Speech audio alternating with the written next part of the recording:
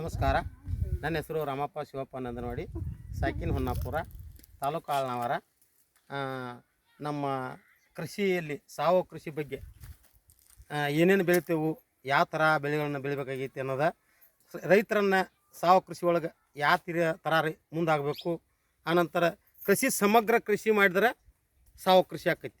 ಸಮಗ್ರ ಕೃಷಿ ಮಾಡ್ಬೇಕಂದ್ರೆ ಆ ಸಾಲಿನಾಗ ನಾವು ಒಂದು ಅವ್ರಿ ಬೆಳೆ ಹಾಕಿದ್ರೆ ಈ ಸಾಲಿನಾಗ ನಾವು ಒಂದು ಬೆಳಿಬೇಕು, ಏನು ರೀ, ಹಾಗಲಕಾಯಿ ಬೆಳಿಬೇಕು, ಹೀರೆಕಾಯಿ ಬೆಳಿಬೇಕು.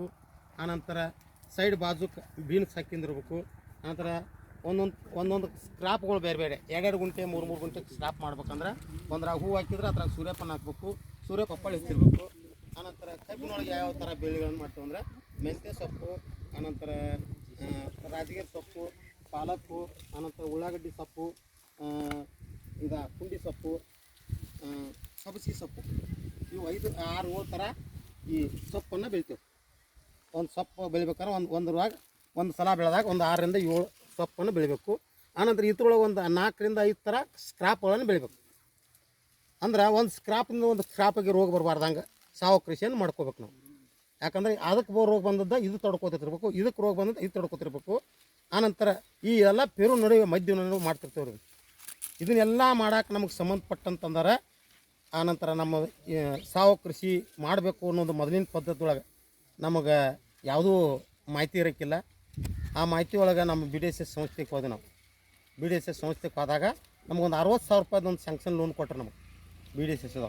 ಹೆಂಗಂದ್ರೆ ಎಮ್ಮೆ ಮಾಡೋರು ಎಮ್ಮೆ ಮಾಡಿರು, ಆಕಳ ಮಾಡೋರು ಆಕಳ ಮಾಡಿರು, ಆನಂತರ ಜಾನುವಾರು ಜಾನುವಾರು ಸಾಕೊಂಡ್ರು, ನಂತರ ಕೋಳಿ ಸಾಕಾಣಿಕೆ ಮಾಡ್ಕೊಂಡ್ರು. ಅವಂದ್ರೆ 60,000 ರೂಪಾಯಿದು ಒಂದು ಸ್ಕೀಮ್ ತೆಗ್ದಿರಾಕ. ಒಂದು ರೈತರಿಗೆ ಒಂದು 30,000 60,000 ತನಕ ಕೊಡ್ಬೇಕು ಅಂತ ಸ್ಕೀಮ್ ತೆಗೆದ್ರು. ಆ ಟೈಮ್ದಾಗ ನಾವೇನು ಮಾಡ್ಕೊಂಡ್ರೆ ಎರೆಹುಳು ತೊಟ್ಟಿಗಳನ್ನು ಮಾಡ್ಕೊಂಡಿರಿ, ವರ್ಮಿ ಕಾಂಪೋಸ್ಟ್ಗಳನ್ನು, ಎರೆಹುಳು ತೊಟ್ಟಿಗಳನ್ನು ಅದನ್ನು ನಾವು ಮಾಡ್ಕೊಂಡಿರಿ. ಅವ್ರ ಸಂಸ್ಥೆ ಇದನ್ನು ತೊಗೊಂಡು ಮಾಡ್ಕೊಂಡ್ರು. ಆನಂತರ ಅವ್ರ ಸಂಸ್ಥೆ ಹೆಂಗೆ ಬತ್ತಪ್ಪ ಅಂದ್ರೆ ನಮಗೆ ಒಂದಕ್ಕೊಂದು ಹೊಂದಿಕೆ ಮಾಡ್ಕೊಂಡು ಬಂತು. ಸಂಸ್ಥೆ ನಮ್ಮನ್ನು ಕೈ ಬಿಡಲಿಲ್ಲ. 2006ರಿಂದ ಹಿಡ್ಕೊಂಡು ಇಲ್ಲಿವರೆಗೆ ನಮ್ಮನ್ನೇನು ಯಾರೂ ಕೈ ಬಿಟ್ಟಿಲ್ಲ ನಮ್ಮ ಸಂಸ್ಥೆ.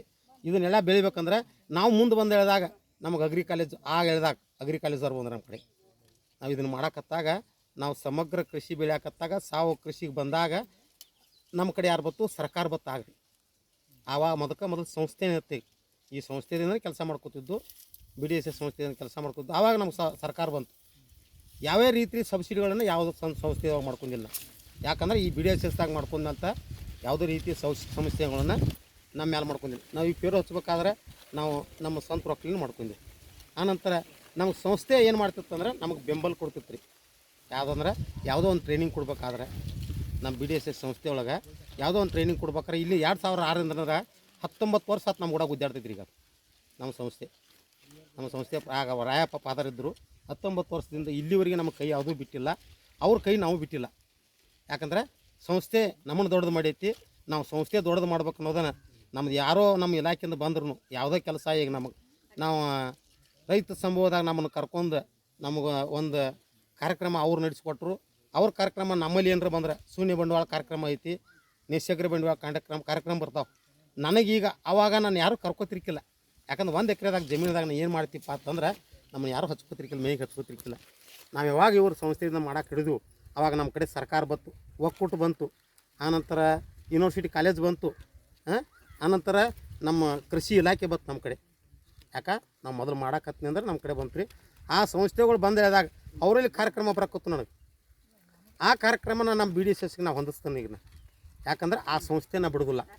ಯಾಕಂದ್ರೆ ಮೊದಲು ಎಬ್ಬಿಸಿದ್ದು ನಮ್ಮನ್ನ ಅದ ಸಂಸ್ಥೆ. ಆ ಸಂಸ್ಥೆಗೆ ನನಗೆ ಬರತೈತೆ ಅಂದ್ರೆ ಅದನ್ನು ನಾವು ಒಬ್ಬ ಬಳಕೆ ಮಾಡ್ಕೋಬೇಕು ಅನ್ನೋದಿಲ್ಲ. ನಮ್ಮ ಸಂಸ್ಥೆಗಳನ್ನು ಯಾವ ರೀತಿ ಒಳಗೆ ನಾವು ಅವ್ರನ್ನ ಸಂಸ್ಥೆಗಳನ್ನ ನಾವು ಕಾಕೊಂಡು ಹೋಗ್ಬೇಕ್ರಿ. ಯಾಕಂದ್ರೆ ಅವ್ರು ನಮ್ಮನ್ನು ಕಾದಾರ. ನಮ್ಮ ಜೀವ ಬದುಕಿಸೋದು ಆಯದಾಗ ನಮ್ಮನ್ನ ಯಾರು ಬದುಕಿರಕ್ಕಿಲ್ಲ. ಆ ಸಂಸ್ಥೆ ಬದುಕಿಂತಂದ್ರೆ ಆ ಸಂಸ್ಥೆಯನ್ನು ನಾವು ಬದುಕಿಸ್ತೇವೆ ರೀ. ಯಾಕಂದ್ರೆ ಸುಮಾರು ಈಗ ಒಂದು 20ರಿಂದ 22 ಬೆಳೆಗಳು ಸಿಗ್ತಾವೆ ನಮ್ಮ ಹೊಲ್ದಾಗ. ಒಂದು 20-22 ಬೆಳೆ ಸಿಗ್ತಾವೆ. ಇದು 1-2 ಎಕರೆದಾಗ ಜಮೀನ್ದಾಗ ನಾವು ಇದನ್ನು ಮಾಡ್ತಿರ್ತೇವೆ. ಇನ್ಕಮ್ ಮಾತ್ರ ಹಂಗೆ ಐತೆ ನಮ್ಮ ತಾಕಿಗೆ. ನಾವು ಮುಂಜಾನೆ ಎದ್ದು ಕೂಡಲೇ ರೊಕ್ಕ ನೋಡಿ, ಮುಂಜಾನೆ ಎದ್ದು ಕೂಡಲೇ ನೀವು ಯಾರು ನೌಕರಿ ಮಾಡೋರ ತಿಂಗಳಿಗೆ ನೋಡ್ಬೋದು. ನಾವು ಹಂಗಿಲ್ಲ. ಮುಂಜಾನೆ ಹೇಳೋದ್ಕಲೆ ಯಾರೋ ಒಂದು 5-6 ಮಾಲಿಕೆ ಇರಂದ್ರೆ 200 ರೂಪಾಯಿ ನಾವು ನೋಡ್ತಿರ್ತೀವಿ. ಮುಂಜಾನೆ ಹೇಳೋದ್ಕಲೆ ದುಡ್ಡು ನೋಡ್ತಾವೆ. ಮತ್ತು ಮುಂಜಾನೆ ಹೇಳೋದ್ಕಲೆ ಯಾರು ಪಪ್ಪಳನಿಗೆ ಬಂದಿರ್ತಾರೆ, ಯಾರು ಕಾಯಿಪಲ್ಲೆಗೆ ಬಂದಿರ್ತಾರೆ, ಯಾರು ಹಣ್ಣಿಗೆ ಬಂದಿರ್ತಾರೆ, ಇದೇ ಒಟ್ಟು ದುಡ್ಡು ನೋಡ್ತೇವೆ ನಾವು. ಯಾಕಂದರೆ ಆ ಸಂಸ್ಥೆನ ನಮ್ಮನ್ನು ದುಡ್ಡು ಅದ ಕಾಣಿಸಿದ ಹೇಳ್ಕೇಸಿಂದ ನಾನು ಎರಡು ಮಾತುಗಳನ್ನು ಮುಗಿಸ್ತೀನಿ.